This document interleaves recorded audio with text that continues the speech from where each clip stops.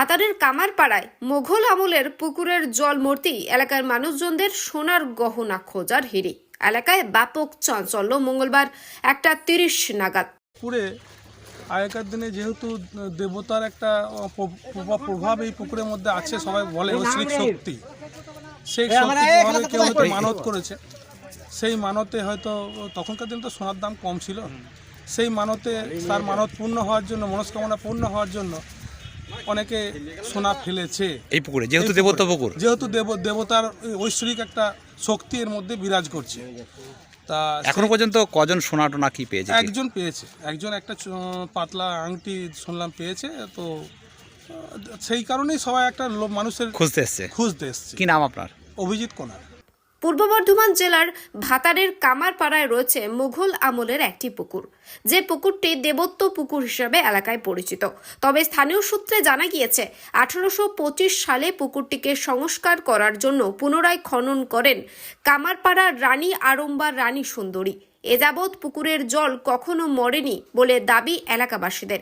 বেশ কয়েকবার ওই পুকুরের জল মারার চেষ্টা করেছিল স্থানীয়রা, তবে সেই জল কখনো মারতে পারেনি তারা। টানা 16 দিন চেষ্টায় সেই পুকুরের জল মরল আজ। আর পুকুরের জল মূর্তি এলাকায় মানুষ অবাক হয়ে গিয়েছেন।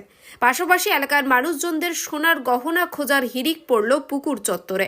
কারণ হিসাবে জানা যাচ্ছে পুকুরটি ছিল দেবত্ব, তাই বহু মানুষ এই পুকুরে মানত স্বরূপ সোনার গহনা ফেলতেন। তবে এলাকার এক ব্যক্তি কেবলমাত্র সোনার জিনিস পেয়েছে বলে জানিয়েছেন স্থানীয়রা। বর্তমানে এই পুকুরের মালিক রয়েছেন দেবু রায়। সব মিলিয়ে ভাতারের কামারপাড়ায় আজ দেবত্ব পুকুরে সোনা খোঁজার হিড়িক। এই পুকুর কোনোদিন মরেনি, আজকে প্রথম মরলো উত্তরসায়ার। আর কি দেবত্ব পুকুর বলে কি? এটা দেবত্ব পুকুর, রাজাদের আমলের পুকুর, জমিদার গোষ্ঠীর পুকুর, মুঘল সম্রাটের আমলের তখন থেকে। তারপরে ব্রিটিশ সরকার আছে। তারপরে আমাকে যখন মালিকপক্ষ ডাকলো এই পুকুরটা মারতে হবে, তখন গ্রাম থেকে বহু জনা দেখতে আসছে, বহু কথা বলছে যে মারতে পারবে না, এ সুরঙ্গ আছে, কুয়ো আছে, এরকম। তারপরে আমি মারতে শুরু করি।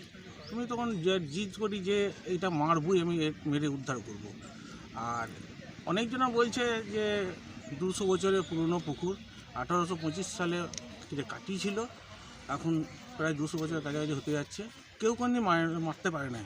কারণ হচ্ছে যে 2-3বার চেষ্টা করেছে, কিন্তু জল কিন্তু তখন মরে শেষ করতে পারে না। কি পুকুরটা কাদের রয়েছে? পুকুরটা এখন মালিকানা ছিল অরম্বরানী সুন্দরী। উনি কি ছিলেন? উনি এখানকার রানী ছিলেন। ওনাদের আমলের পুকুর। বর্তমানে কে মালিকানা রয়েছে? এখন অনয় রায় উনি মালিকানা রয়েছেন। অয়ন। তো এই যে টানা 16 দিন ধরে আপনি পুকুর মারলেন, এলাকার কোন কোন এলাকা থেকে মানুষজন দেখতে আসছিল? ওটা মোটামুটি 5 কিলোমিটার বেশ ধরে যত লোক গ্রাম আছে সব সময় লোক মাঠে ভিড় করে আছে। কটা পাম্প দ্বারা আপনি মোটর 2 HP দুটো মোটর 24 ঘন্টা চলছিল? 24 ঘন্টা। কি নাম আপনার? আমার নাম বিশ্বজিৎ কুমার। দীর্ঘ 200 বছরের পুরনো, তার বেটা ছেলে যে চান করেছে, সেইগুলোর মধ্যে কিছু গয়না কাটি যাই হোক হারিয়েছে, সেইগুলো খুঁজছে। সেই জন্য কেউ পেয়েছে, 2-1 পেয়েছে, এখনও ওইখানেতে খুঁজছে, খোঁজা চলছে। হ্যাঁ, খোঁজা চলছে। তো না, কোনো বাধার মুখে আমি কিছু পড়ি নাই এখনো। তবে যেটুকু যা বুঝলাম যে ওয়াটার লেভেলটা ছিল আগে 20 ফুটের ছিল, এখন 40 ফুটে নেমে গেছে। সেই লেভেল ধরে আগে জল উঠতো, কিন্তু এখন আর সেটা মরে যাওয়ার জন্য আর জল ওঠে না। তো নিজেকে কেমন মনে হচ্ছে? এই খুবই আনন্দিত, 200 বছরের পুকুরকে আমি মেরে উদ্ধার করলাম। কেউ কি ভয়ে মাছ ধরতো এই পুকুরে? না, পুকুরে মাছও ধরতো না। ভয়ে কেউ নামতে চাইছিল না পুকুরে মাছ ধরার জন্য, কেউ নামতে চাইছিল না। আমি আমার গ্রামের লোক দিয়ে নিয়ে এসে মাছ ধরা করে। আপনার কোন গ্রাম বাড়ি? আমার গ্রাম হচ্ছে বিগড়া। ভাতার থেকে আমিরুল ইসলামের রিপোর্ট, সুন্দর বাংলা নিউজ।